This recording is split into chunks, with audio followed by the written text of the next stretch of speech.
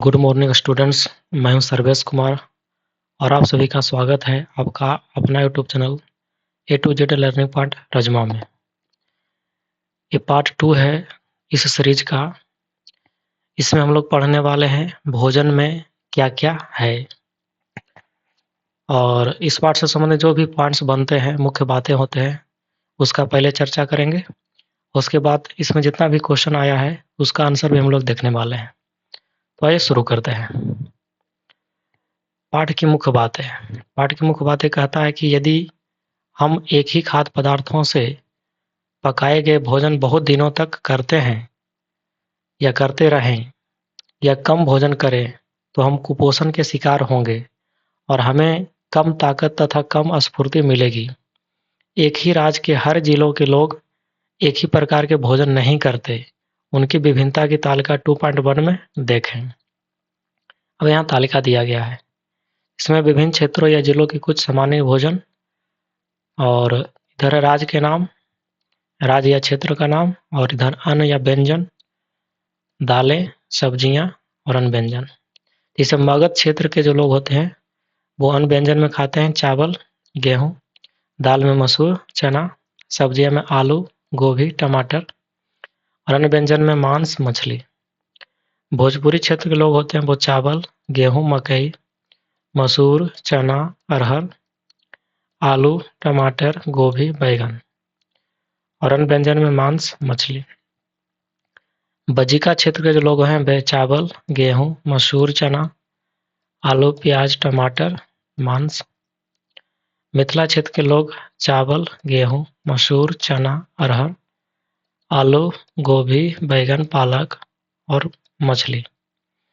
इसी तरह अंग क्षेत्र के लोग चावल, गेहूं, मसूर, चना, अरहर, खेसारी, आलू, करेला, बैगन, मांस, मछली।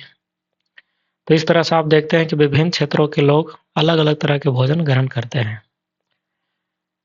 एक प्रश्न इसमें है कि इडली, डोसा, मक्के की रोटी आदि किन राज्यों के भोजन है।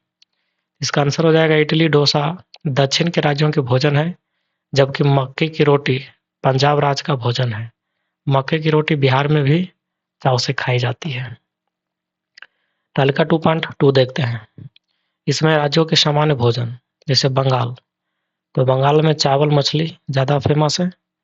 पंजाब में मक्के की रोटी सरसों की साग, इसको दूसरा लैंग्वेज में पंजाबी में बोलते हैं मक्के दी रोटी और सरसों दी साग। बिहार में चावल, रोटी, दाल, सब्जी, इसके अलावा लिट्टी चोखा भी फेमस है बिहार में।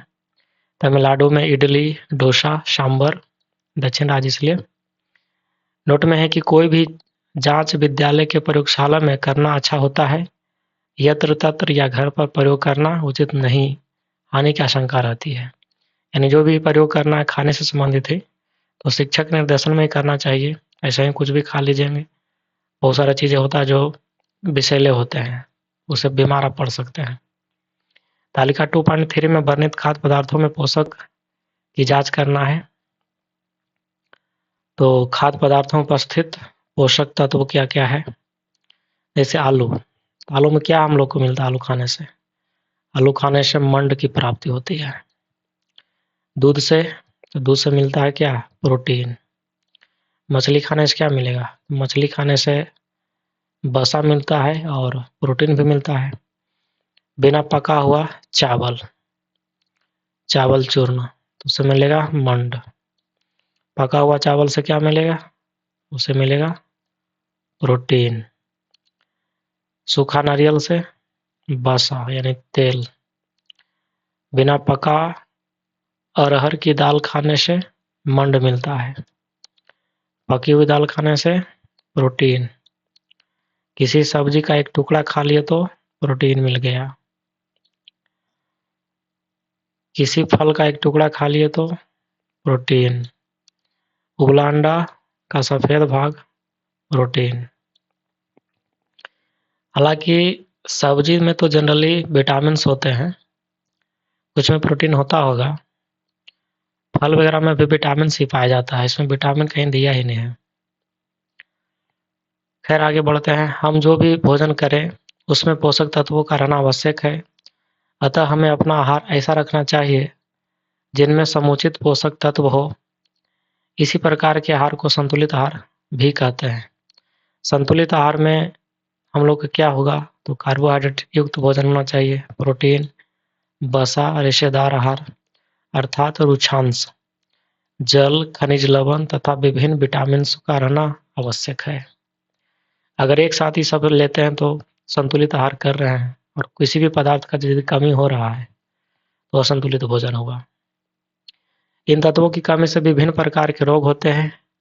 जिस रोग को कार्बोहाइड्रेट तथा प्रोटीन की मात्रा कम मिलती है वह सूखा रोग का शिकार हो जाता है। शरीर में मांस नहीं बन पाता और हड्डियां कमजोर हो जाती है। भोजन में प्रोटीन की कमी से बच्चों को क्वाशियोरकर नामक रोग हो जाता है। क्वाशियोरकर रोग से ग्रसित बच्चे कमजोर हो जाते हैं और उनका हाथ पैर फूल जाता है। प्रोटीन से कमी से होने वाले एक और मरासमस रोग भी होता है, जो भी बच्चा में ही होता ज़्यादातर। वैसे ही विटामिनों की उपयोगिता भी है। विटामिन ए की कमी से आंखों की रोशनी कम हो जाती है। यदि अधिक दिनों तक इसकी कमी हो तो बच्चा अंधा तक हो सकता है। अधिक पौष्टिक तत्व खाने से भी शरीर बीमार हो जाता है। दूषित भोजन करने से अनेक बीमारियां हो जाती है। अतः स्वस्थ रहने के लिए दूषित भोजन का बहिष्कार करना चाहिए, ताज़ा भोजन करना चाहिए। पाठ्य पुस्तक के पृष्ठ 23 पर दी गई तालिका 2.4 देखें और अच्छी तरह समझें। पाठ में आए कुछ प्रश्न, उनके उत्तर हैं। पहला है, अलग अलग खाद्य पदार्थों में क्या होता है। तो अलग अलग खाद्य पदार्थों में हमारे शरीर के कुछ आवश्यक अवयव होते हैं जिन्हें हम पोषक तत्व कहते हैं, जैसे कार्बोहाइड्रेट, प्रोटीन, वसा, विटामिन, खनिज लवण इत्यादि क्या है, पोषक तत्व है। नेक्स्ट प्रश्न है, विभिन्न पोषक तत्व हमारे शरीर के लिए क्यों जरूरी है।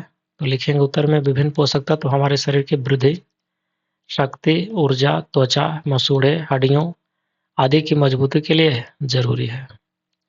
नेक्स्ट है कि क्या कोई अन्य स्रोत हमारे शरीर को जल प्रदान करता है। तो उधर लिखेंगे हाँ, टमाटर, नींबू, कच्चे फल आदि के साथ साथ दूध, चाय, पका भोजन आदि खाद्य पदार्थ हैं जो हमारे शरीर को जल प्रदान करते हैं। इन्हीं अवयवों को जल का अन्य स्रोत भी कहते हैं। नेक्स्ट प्रश्न, क्या आप सोचते हैं कि प्रत्येक आयु वर्ग के लोगों को एक ही प्रकार के आहार की आवश्यकता होती है। इसका आंसर लिखेंगे नहीं। प्रत्येक आयु वर्ग के लोगों को एक ही प्रकार के आहार की आवश्यकता नहीं होती है। आयु के अनुसार आहारी अवयवों तथा मात्रा में अंतर रखना पड़ता है।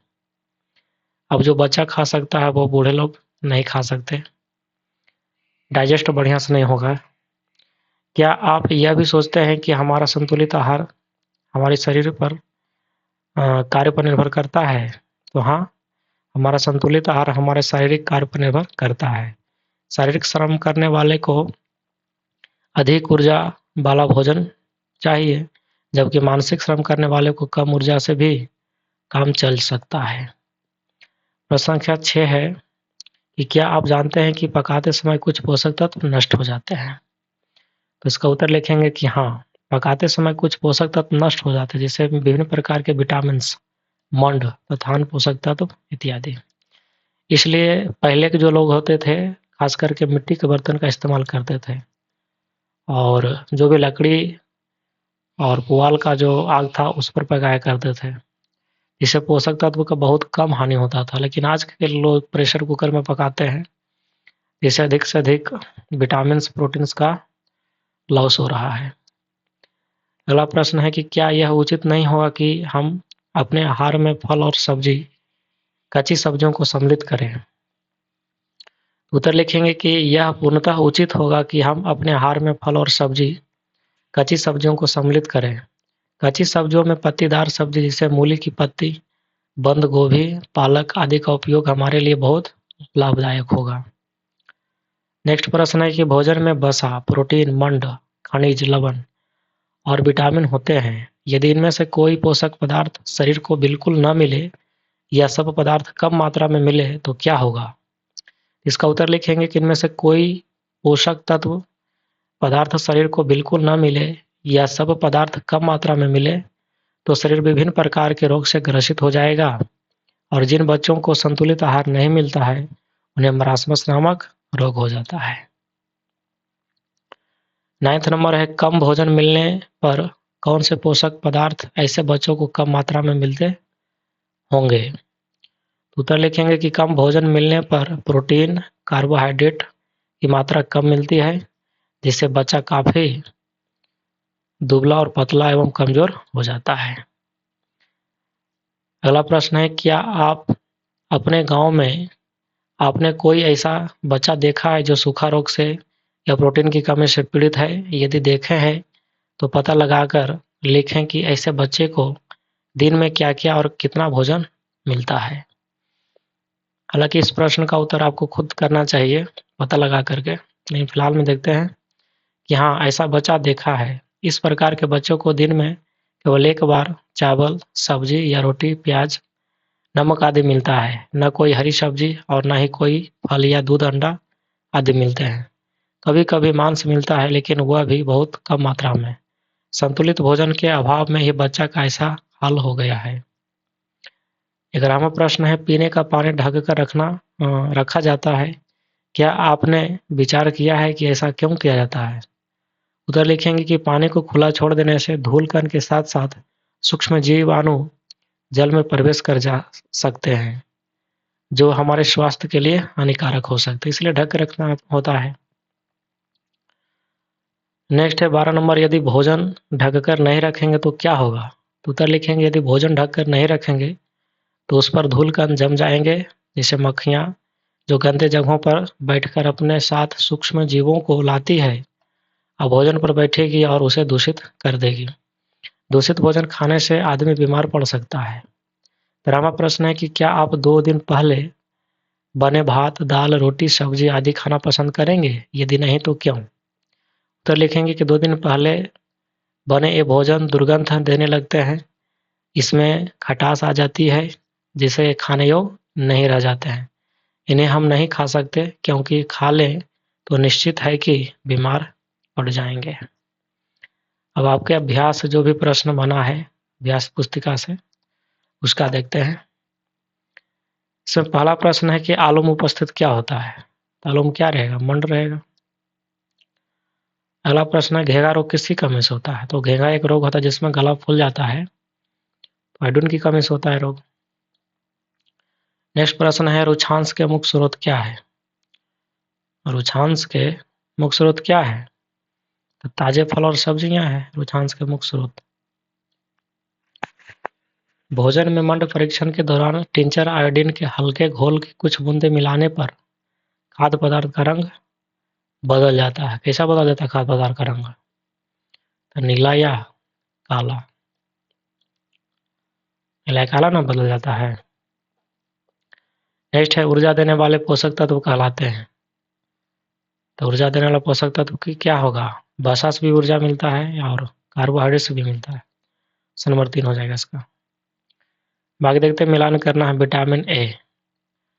तो विटामिन ए से क्या होता है? विटामिन ए की कमी हो जाता है तो दृष्टिहीनता हो जाती है, और में मिला देंगे इसको। विटामिन बी, विटामिन बी से क्या होगा? विटामिन बी से बेरी रोग होता है, विटामिन बी मन से। विटामिन C1 की कमी से स्कर्वी होता है। विटामिन डी की कमी से रिकेट्स यानी हड्डी का एक रोग होता है, रिकेट्स, वो वाला होता है। और आयोडीन की कमी से घेंघा रोग हो जाता है। नेक्स्ट प्रश्न है 3 नंबर, इनमें से सही को सही से अंकित कीजिए। जैसे कि केवल चावल खाने से हम अपने शरीर की पोषक आवश्यकताओं को पूरा कर सकते हैं, तो नहीं, चावल खाने से कैसे पूरा करेंगे? गलत है ये। संतुलित आहार तो होता है जिसमें प्रोटीन, विटामिन, खनिज लवण सारा कुछ आ जाना चाहिए। संतुलित आहार खास करके अभावजन्य रोगों की रोकथाम की जा सकती है। हाँ, तो सही है। अगर मान लीजिए कुछ नहीं खाने से रोग हुआ है, तो संतुलित आहार करेंगे तो धीरे-धीरे समाप्त हो जाएगा रोग। सही है। नेक्स्ट है, शरीर के लिए संतुलित आहार में नाना प्रकार के खाद्य पदार्थ होने चाहिए। बिल्कुल होने चाहिए। हमेशा बदल-बदल के खाना चाहिए। अब एक ही प्रकार का लगातार भोजन कर रहे हैं तो बहुत सारा पोषक तत्व कमी हो सकती है। शरीर को सभी पोषक तत्व उपलब्ध कराने के लिए केवल मांस पर्याप्त है, गलत बात है। सभी चीज़ खाना होगा। 2 ऐसे खाद्य पदार्थों के नाम लिखिए जिनमें निम्नलिखित पोषक पोषक हो जाएगा, पोषक प्रचुर मात्रा में उपलब्ध होते हैं। जैसे वसा किसमें पाया जाता है, मंड किसमें, आहारी रेशे, प्रोटीन। देखते हैं, वसा पाया जाएगा घी में, जितना भी तरह के तैलीय पदार्थ होता है उसमें वसा पाया जाता है, जैसे घी, मूंगफली वगैरह। मंड मंड आलू खाएंगे तो मिलेगा, कच्चा फल से मिलेगा, चावल से मिलेगा, इस सब से। आहारी रेशे किससे मिलेगा, तो चोकर खाने से, रेशेदार सब्जी खाने से। अब कई लोग होते हैं कि आटा को चाल करके बिक देते हैं चोकर, जबकि चोकर खाना बहुत ज़रूरी है। प्रोटीन प्रोटीन मिल जाएगा खास करके दालें से, अंडा से, गेहूँ वगैरह से, मूंगफली, चना, इस सब से। निम्नलिखित के नाम लिखना है, जैसे पोषक तत्व। तो पोषक तत्व यहाँ जो हो जाएगा, जो मुख्य रूप से हमारे शरीर को ऊर्जा देते, तो ऊर्जा कौन देगा, वसा देगा और कार्बोहाइड्रेट। इसमें कार्बोहाइड्रेट वसा लिख देंगे। पोषक तत्व जो हमारे शरीर की वृद्धि और रक्षा के लिए आवश्यक है, तो प्रोटीन। हमारे शरीर का वृद्धि अगर कहीं जख्म हो गया तो उसका जो रिपेयर करने का कार्य करता है, प्रोटीन ही करता है। वह विटामिन जो हमारी अच्छी दृष्टि के लिए आवश्यक है, तो विटामिन ए हो जाएगा यहाँ पर। नेक्स्ट है कि वह खनिज जो अस्थियों के लिए आवश्यक है, तो अस्थियों के लिए क्या है, कैल्शियम, फास्फोरस, ये सब हड्डियों के लिए आवश्यक है। हमारे भोजन के मुख्य पोषक तत्वों के नाम लिखना है। हमारे भोजन में क्या क्या पाया जाएगा, कार्बोहाइड्रेट, प्रोटीन, वसा, रुक्षांश, जल, विटामिन और खनिज लवण। नेक्स्ट प्रश्न है, कुपोषण से आप क्या समझते हैं, इससे कैसे बचा जा सकता है। तो उत्तर लिखेंगे कि भोजन में पर्याप्त पोषक पदार्थों का नहीं मिलना या भोजन का कम मिलना कुपोषण कहलाता है। कुपोषण से व्यक्ति बीमार सा दिखने लगता है और अधिक दिनों तक उसे उचित भोजन न मिले तो उसकी मृत्यु भी हो सकती है। नेक्स्ट प्रश्न है कि कुपोषण से बचने की क्या उपाय है। तो कुपोषण से बचने का उपाय है कि व्यक्ति कम से कम न्यूनतम भी पोषक पदार्थों का सेवन करता रहे। भोजन में व्यक्ति को थोड़ा थोड़ा भी कार्बोहाइड्रेट्स, वसा, प्रोटीन तथा विभिन्न विटामिन युक्त भोजन मिलते रहना चाहिए। कुपोषण रोकने का यही एक तरीका है और इसी प्रकार कुपोषण से बचा जा सकता है। प्रस्तावित परियोजना एवं क्रियाकलाप, तो इसका है कि छात्र को स्वयं करना चाहिए, अपने माता पिता या शिक्षक से सहायता ले सकते हैं आप। इस अध्याय से थोड़ा हट करके कुछ प्रश्न है, देख लेते हैं। खाने में यदि एक ही खाद्य पदार्थ से पके भोजन या बहुत कम भोजन करें तो क्या हमें ताकत एवं स्फूर्ति मिल सकेगी। उत्तर लिखेंगे कि नहीं। खाने में यदि हम एक ही खाद्य पदार्थ से पके भोजन या बहुत कम भोजन करें तो हमें ताकत और स्फूर्ति नहीं मिल सकेगी। पोषक तत्वों के अभाव के कारण हम कमजोर होकर बीमारियों से ग्रसित हो जाएंगे। दूसरा प्रश्न है कि आप कैसे जांच करेंगे कि खाद्य पदार्थों में प्रोटीन है। देखते हैं। इसके लिए हम खाद्य पदार्थ की अल्प मात्रा लेते हैं। खाद्य पदार्थ यदि ठोस होता है तो उसका चूर्ण बना लेते हैं और उसकी थोड़ी मात्रा एक परखनली में लेते हैं और 10 बूंद जल मिलाकर इसे अच्छी तरह हिलाते हैं। ड्रॉपर की सहायता से परखनली में 2 बूंद कॉपर सल्फेट का घोल तथा 10 बूंद कास्टिक सोडा का घोल डालते हैं। कुछ देर बाद हम देखते हैं कि परखनली के पदार्थ का रंग बैंगनी हो गया है, जो खाद्य पदार्थ में प्रोटीन की उपस्थिति को दर्शाता है। तो इस तरह से आप जान सकते हैं कि किसमें प्रोटीन है, किसमें नहीं है। और इस प्रकार इस सीरीज का दूसरा वीडियो भी, यानी दूसरा अध्याय भी, जिसका नाम है भोजन में क्या क्या है, समाप्त होता है। आशा करते हो कि इस वीडियो से आपको कुछ सीखने को मिला होगा। अगर सीखने को मिला है तो पहले काम वही करना है, चैनल को सब्सक्राइब करना है, वीडियो को लाइक करना है, वीडियो को विभिन्न लोगों के पास शेयर करना है, दोस्तों के साथ भी, ताकि अपने दोस्तों का भी कुछ भला हो जाए। और बगल में जो बेल आइकन है उसको बजा देना है। और क्या कहें, फिर मिलते हैं नेक्स्ट वीडियो में। तब तक के लिए पढ़ते रहिए। धन्यवाद।